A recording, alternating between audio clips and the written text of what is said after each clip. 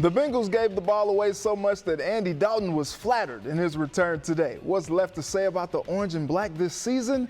We'll see what Jim and Rodney come up with. Plus, he's the heart and soul of our team. Bishop Fenwick is hoping to compete for a state title this year, and they're bringing the brawn. And the Bearcats fall in Knoxville Saturday, but Terry Nelson will give his reason for optimism. From WCPO 9 Sports, this is Sports of All Sorts. What up? Welcome to Sports of All Sorts. I'm Reggie Wilson. We've reached that cool point in the year where we have hoops and football at the same time. While the pandemic made the landscape of sports look bleak at one point, we're largely able to enjoy our favorite teams. But COVID is still dictating a big part of how programs are operating, especially for one of our tri-state squads. We'll get to that in a bit, but we start with the award going back to back. Roger Bacon running back Corey Kiner is Ohio Mr. Football. He's the third player from the greater Cincinnati area to receive this honor since the award started in 1987. This is the second straight season a player from the Queen City has won Ohio Mr. Football. University of Cincinnati freshman quarterback and Wyoming grad Evan Prater won last year. Kiner says the achievement is surreal. It didn't sink in yet. It still hasn't really sunk in yet, but it will. I haven't said much to anybody yet, but when I do, it'll probably sink in more. Kiner, who plans to sign with LSU next week, has 7,130 career rushing yards, which is number 10 all time in Ohio. And the annual rivalry matchup, simply called The Game, between Ohio State and Michigan was canceled, but the Bucks will be allowed to play in the conference title game against Northwestern on December 19th. The Big Ten changed the rule that teams must play 6 games to be eligible for the championship. The conference says the undefeated Buckeyes would have advanced to the championship no matter the outcome of that rivalry game. And all Xavier men's basketball activities have been postponed after a member of the program tested positive for COVID-19. This includes the Big East Conference opener at Providence that was supposed to be played last night, and the Big East home opener against Seton Hall on Tuesday. No date has been set yet for those games when they could be rescheduled. Xavier says it tests members of the team 3 times a week. X is off to a 7-0 start this season. He's back. Andy Dalton and A.J. Green, what a sight. The Red Rifle returns to the jungle for the first time as a visitor with the Cowboys against the Bengals, and it was nothing but love from both sides. That's until the game started. Dalton was steady against his former team, 16 of 23 for 185 yards and 2 touchdowns. Dallas wins 30-7. Andy and A.J. enjoyed this one for a lot of reasons.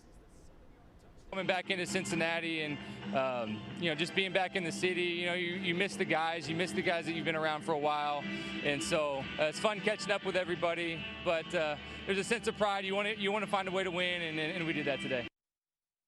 All right, feel-good part over. It's the holiday season, and the Bengals were in a giving mood. The orange and black fumble on each of their first 3 possessions. This one from Travion Williams leads to a scoop and score from Alden Smith. The Bengals spot the Cowboys a 17-0 lead. One positive, A.J. Green looking good in front of his boy Andy. His second touchdown this season, give him 65 for his career, second all-time in Bengals history, but it's the 5th straight loss to drop to 2-10-1 this season. After the game, Zach Taylor questioned about his job security. I just want to win a football game. That's it. And I love going to work with these guys every day. And that's all that matters to me is how do we get ready in 7 days to go win a game? That is 100% our focus. Don't worry about anything else. This is too important for us. We want to win so badly. All right, back with me to talk Bengals is Bengals all-time leading scorer Jim Breach and former Bengals cornerback Rodney Heath. Fellas, how we doing? Doing good, Reg. Good. All right, so Andy Dalton gets to stick it to his former team. How good is a win like that for him? I'll tell you what, we played the Raiders, I was released by the Raiders, that was sweet. It was sweet beating them. I would say you see your former team on the schedule and you're getting ready to play, you really do want to go back and show good showing and show that you still can play. And came in and he did that. Absolutely. All right, Zach Taylor seemed to be at a loss for words after the game. What's the toll of losing like this on a head coach? I mean, the word is frustrating, right? Go ahead. I mean, that's what he's saying. He's been saying it's frustrating every time. And I expect that. And the toll is, for him, he's doing a good job, in my opinion, that he's continued to be positive and having an outlook. Like he said, he's just trying to win the game. Jim? You know, you have these coaches that are putting in these crazy hours. And when you're losing a lot, you're actually probably working even harder, and you're not getting any results. Players are going out and put the game plan into play, and they'll have 3 fumbles in the first 3 drives. And just stuff that happens that doesn't typically happen, and end up with another loss. As a team, I know everyone is a professional, but how do they keep it together for the rest of the season? Reg, are you getting paid for your job? You're getting paid. Yeah. So you better work hard, because every other team is out there looking at those films of those games too. So if you're not putting the effort forth, even if you're not on the Bengals, you may not be playing for somebody else if you're not playing hard, finishing plays. Yeah. I agree with you totally. I mean, this is just what your job is. When you go out there and play with pride. You play out there, you show your effort, you give everything you can to be the player that they expect you to be. And if you don't execute, that's one thing. But if you don't even try, that's unacceptable. All right, I feel like I'm asking you guys this every week, but a few games left. You see a Bengals win out of one of these? Right now, with the state of the backup quarterbacks, I actually thought Brandon Allen played pretty well today. Yeah. It's going to be a struggle. Yeah, I feel the same way. It's going to be tough. Like I said last week, I thought the defense was playing a lot better. But like Jim said, I mean, when you talk about the quarterback situation, it's going to be tough to win the last 2 games. I mean, of course, we're pulling for them, but it's going to be very tough. And of course, Brandon Allen gets hit quite a bit today. He's gimpy. Ryan Finley had to come in. It seems like he's coming in quite a bit for Allen these days. But we'll see what happens the next few weeks. As always, I appreciate you guys taking the time, and maybe next Sunday we'll be talking about a Bengals win, right? Fingers crossed, right? Or maybe if you're a fan, maybe not. As long as there's games left, there's always a chance. You got the Steelers next week, so. Well, we'll see. We'll We see. got Baltimore one of those weeks too. Whew, God bless. All right, well, thanks, fellas. All right, so I want to hear from you. What more do you want to see from this Bengals squad this season? Tweet me at Reggie Wilson TV and make sure to use the hashtag SOAS. All right, switching the hoops. Up and down week for the Bearcats after the crosstown shootout loss. We'll talk about it with Terry Nelson. We'll also talk to him about an emotional week for his family, resulting in a great showing of humanity from the UC community.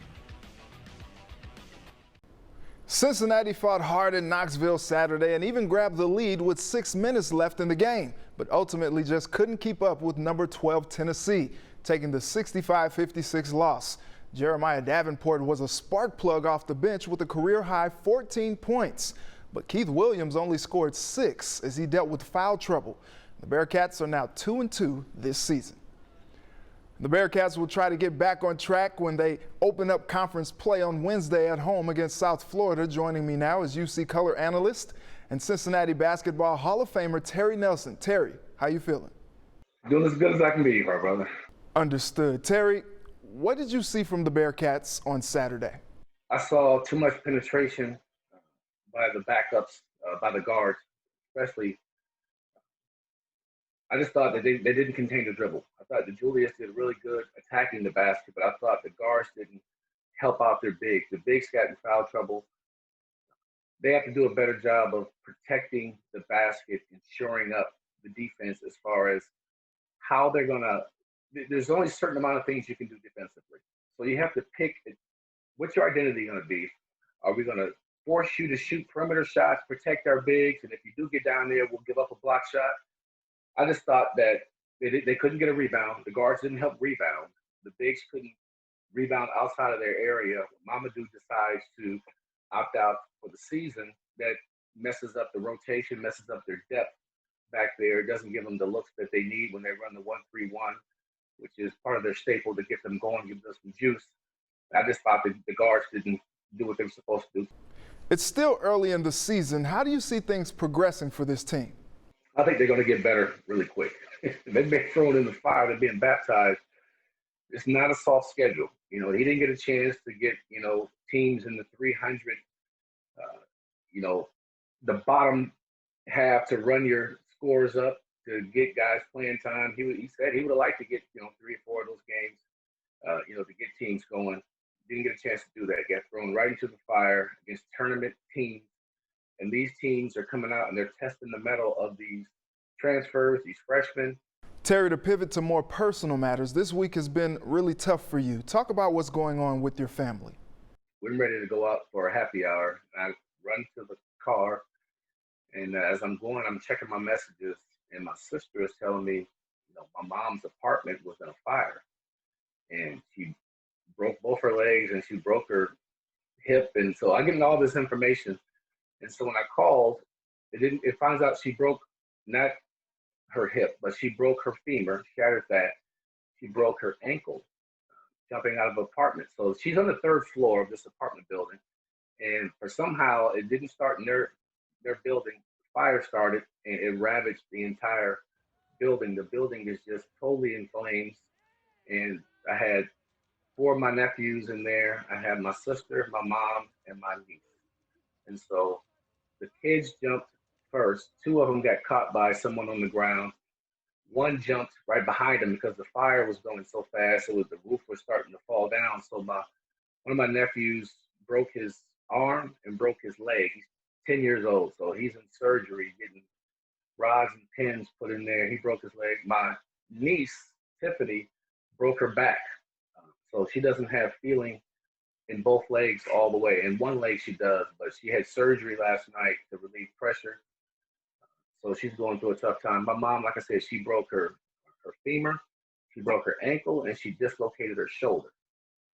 She's 78 years old. So coming from 30 feet jump, flames coming down your back, smoke billowing, you got to do what you got to do. She didn't want to do it. Obviously, she was waiting. My sister jumped, and she broke her back. So she's in surgery today. You know, her son, Jaquil, who, if you were on social media, you saw some of the images. He's the one that was taking. He was telling everybody to go, and as they jumped, he was grabbing my mom, and he said, "Come on, we got to go." And she was just staring, and she didn't want to jump. And then she passed out right before she jumped. Just unimaginable, especially during this holiday season. You put out a GoFundMe to help. What has that response been like?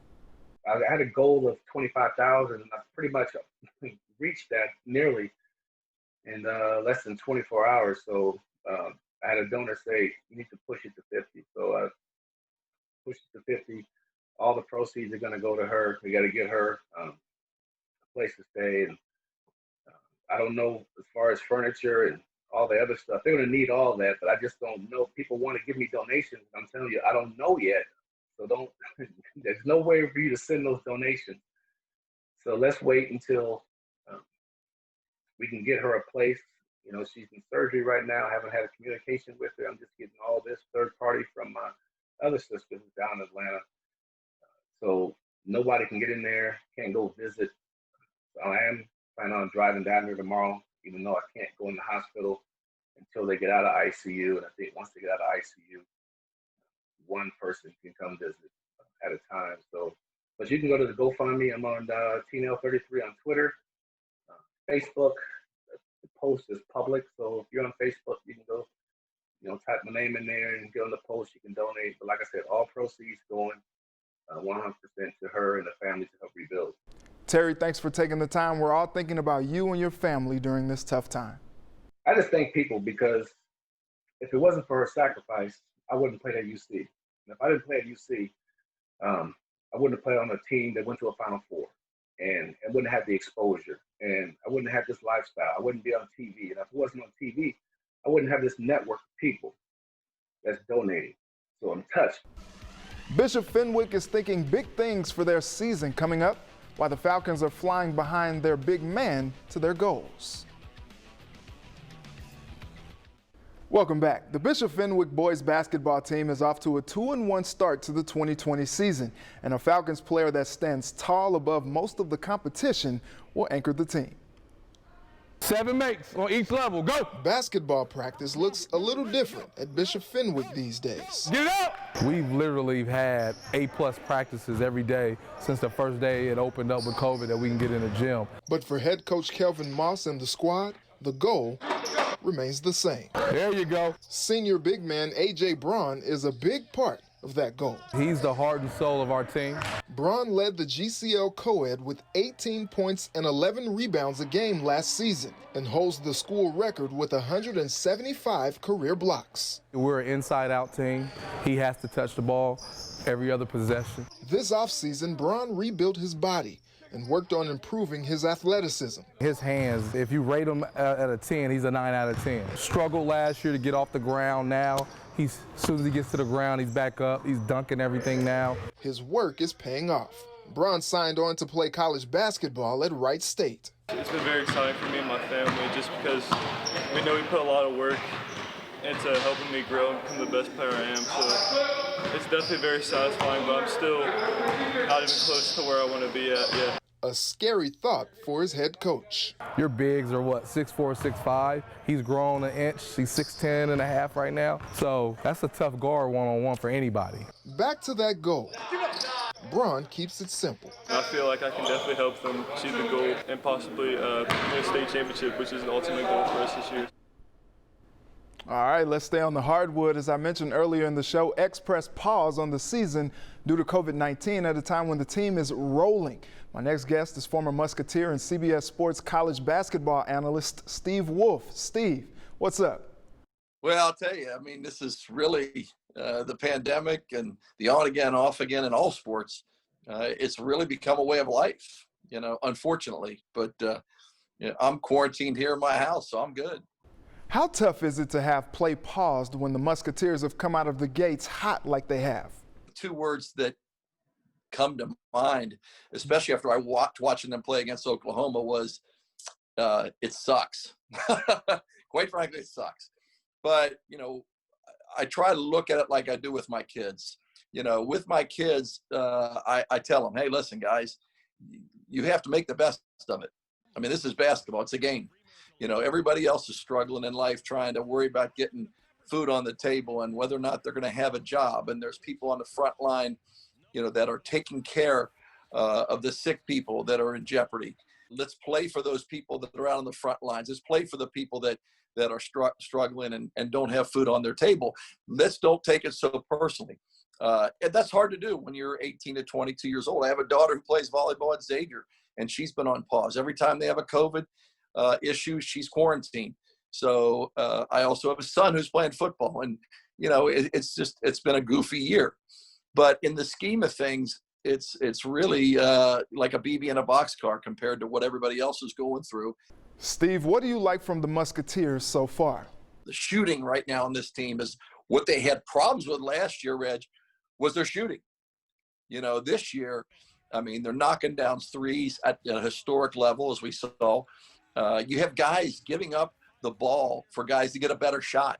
The ball movement is really crisp. I think that Scruggs has done an excellent job being a leader on the perimeter, and you got Carter who's being a leader on the inside. So, and then you have Fremantle who's just playing, you know, like all world right now. So you got guys coming in, Johnson coming in, stroking the ball. Adam Kunkel now is able to be in the mix. This is a team that has a lot of pieces to the puzzle. And yes, they'll pause right now, but I think they're going to be okay come Big East time. How do you see things playing out for Xavier moving forward? I think you got a guy in Scruggs that it's his last year. It's a guy who's had the ups and downs, the ebb and flows of college sports. And I think he's a smart kid. I love the way he's handling the pressure, not only on the court, but off the court. And so he, and along with his partner, Carter, who are both the captains, they got to go out get these guys together and let them know that there's a lot of chicken still in that bone.